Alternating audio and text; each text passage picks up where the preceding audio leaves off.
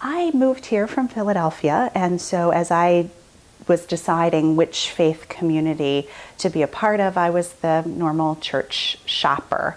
And I ended up here at the afternoon service on Christmas Eve on a lark, and didn't have a seat, and it was incredible chaos. And in the midst of that chaos, a vestry person was an usher. And I felt a sense of connection that I had not felt at any of the other host of places that I had visited in my first 6 months back in Philadelphia.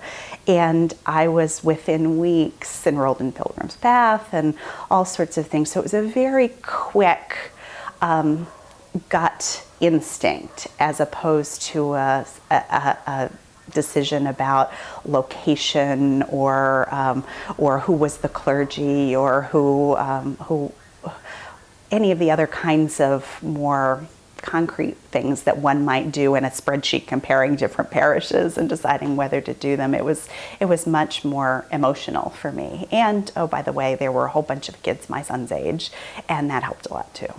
I think St. James's is really known in the community as a church or an organization, a church, a group of people that are active and engaged and doing, even if they don't know that verbiage about us.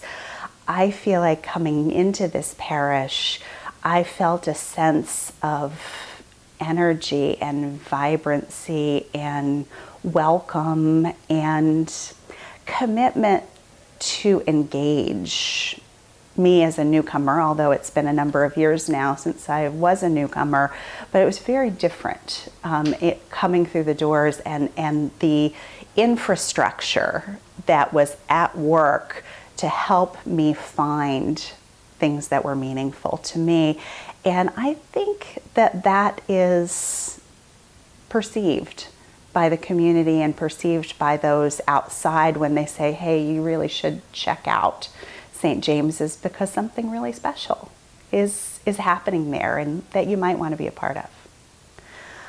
As I think about the transition from coming to church and making offering in a plate to jumping into that pledge, I feel like for me, it goes to the point of being really a member of that community and declaring yourself as part of the ongoing workings of the church and the investment of the church.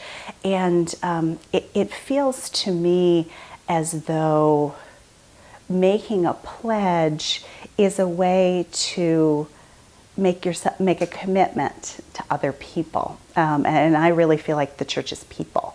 We happen to invest money in buildings and books and resources and electric bills and other kinds of things that are important. But I do really feel like it is the people that come together in community.